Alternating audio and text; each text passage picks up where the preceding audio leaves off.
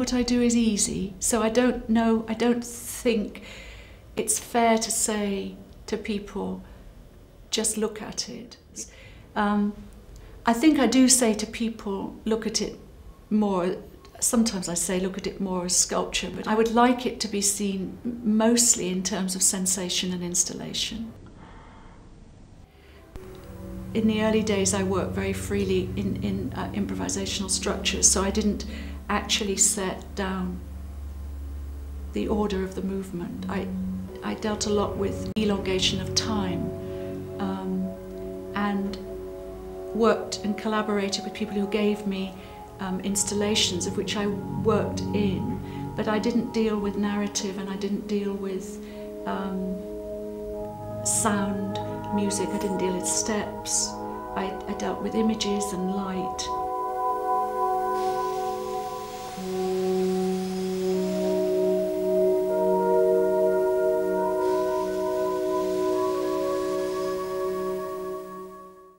The last piece I made, which I did research a very long time, which is the piece that I'm not working on anymore, but have just started to perform, is a piece called Scan that was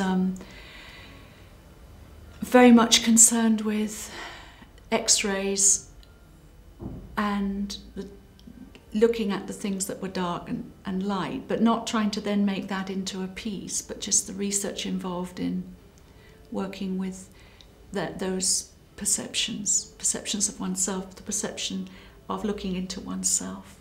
A lot of visual artists, Mona Hartoum, Anthony Gormley, were actually also taking the body as central and body states.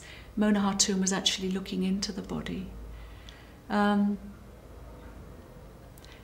And then, having taken that, I then thought, well, how can I... That's no good in a way, because there's no physicality in all that. It's fine if I was going to work visually with materials, but how do you manifest that idea into sensing? And then after that, how do you make it move, which is preliminarily the most difficult thing. Yeah, we can listen to music and we can read books, we can look at paintings, but at some point one has to start making movement, and that's when it's very sort of nuts and bolts, really. How do you make the first move or the first movement phrase? And I gave the dancers tasks, and some of them were fairly pedestrian, kind of rudimentary tasks, really, just problems. We spent a lot of time investigating movement and looking at the body in great detail and the body's possibilities. I mean, we sort of looked at the body anatomically in some ways, but looked at function. What movement could we get out of a particular part of the body?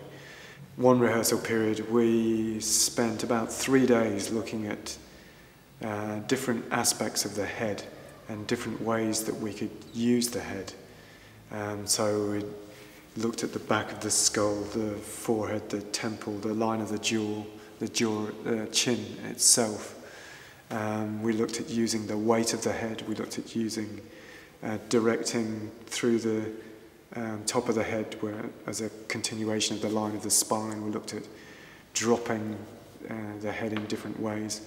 And we tried to sort of use the head as a starting point to create other movement and try to find ways to use the head intricately. I wanted the movement to be intriguing, to be fascinating, to be surprising of itself, for the quality of the movement to alter, for the rhythms to alter, for the directions, the pathways to alter. So one layer of it was just that we were looking at the vocabulary and the manipulation of the vocabulary, all its elements, to be as sophisticated as any other art form, to have a sense of the movement being as sophisticatedly written as a piece of music. I would ask the dancers to move a bone, displace a bone, so they take an elbow and put it in the back. Actually take? Yeah, well, they take it in the idea of taking it out and putting it, but what you get is that, yeah. Or I don't know. Yes, it had to be really, or the other thing was to layer two bones against each other. So, you know, you get, so what happened was, when you set all these images up, what you have is a sort of, you get this sort of weaving, rather ornate demonstration. The sort of both the distortion and the presentation, which is also quite, I was going to say exotic, and I don't really mean exotic, but it's quite passionate, because it's like those Renaissance paintings, isn't it? And everything's sort of out.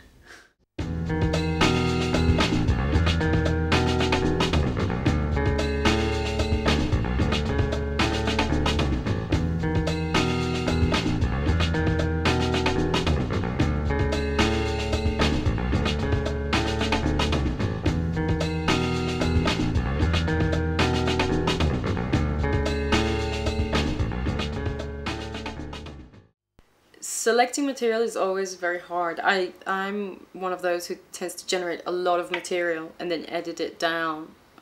Sometimes I even edit it on, on video.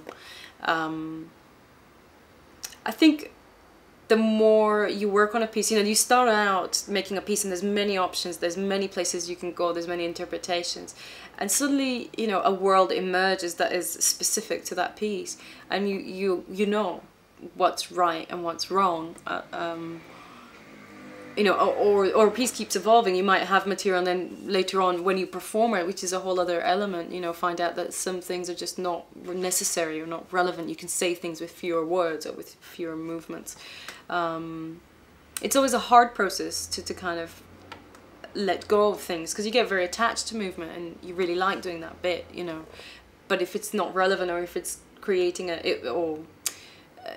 makes what you do read in a certain way that is not right for where the piece wants to go, then you find that out fairly quickly.